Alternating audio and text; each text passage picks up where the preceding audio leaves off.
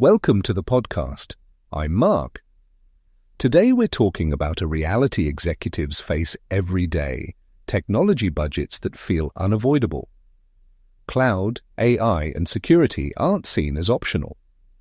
They are treated like requirements. Joining me is Yusuf, who studies how market pressure shapes these decisions.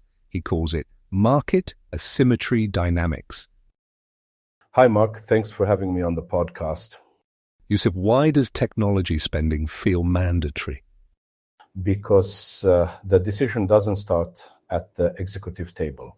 Ideas, funding, trends, advisors, and vendors all push toward adoption before it even reaches leadership. Each layer adds urgency. Each layer reduces doubt. By the time executives see it, saying no feels riskier than saying yes. Executives aren't ignoring strategy. They are responding to a system that has already built pressure around the technology. So how does this pressure affect internal investment? Internal work is quiet. External spend is visible. Buying a platform is easy to explain. Vendor name, analyst recommendation, peer adoption. It can be shown on a slide. Internal work, training, process redesign.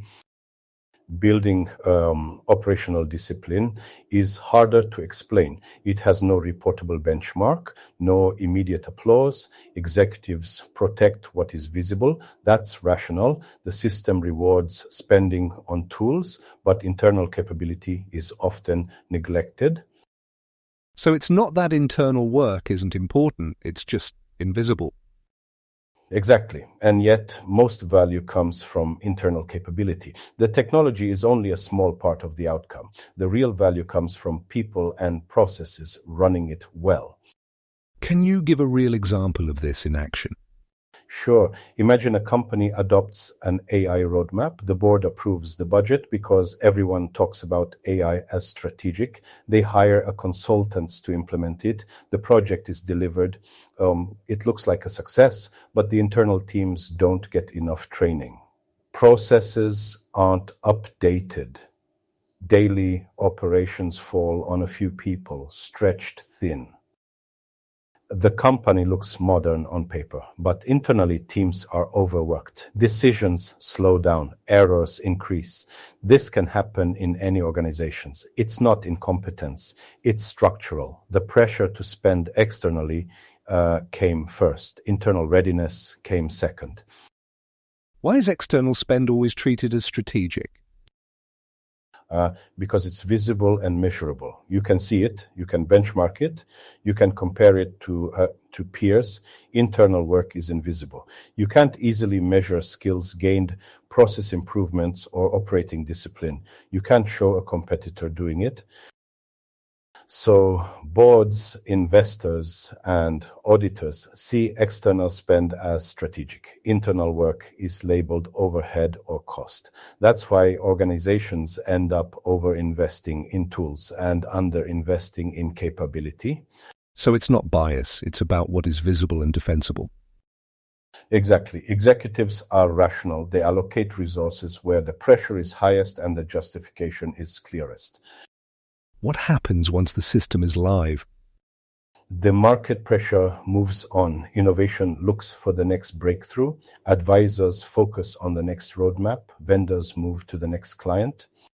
But the organization remains. It now owns the system, the risk, and the cost. Internal teams are left to keep the system running without proper investment. Over time, this leads to burnout, slower decision-making, and higher dependency on vendors. So the organization pays the long-term cost? Yes, on paper they look modern. Internally they are fragile. How can executives tell if they are under pressure like this?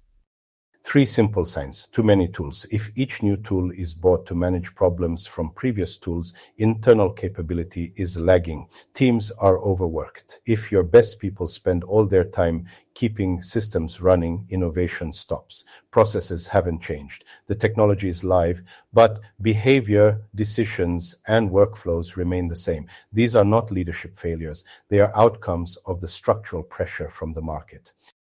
So the challenge isn't about executives undervaluing internal work. Right. The challenge is that the market makes external spend loud and internal work quiet. This is what market asymmetry dynamics explains, how multiple layers push organizations toward buying technology while leaving internal capability exposed.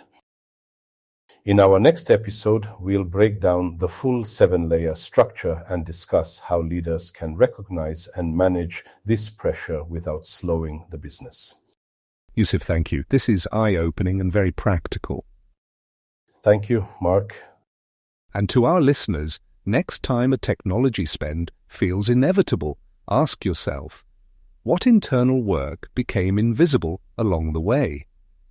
We'll see you in the next episode.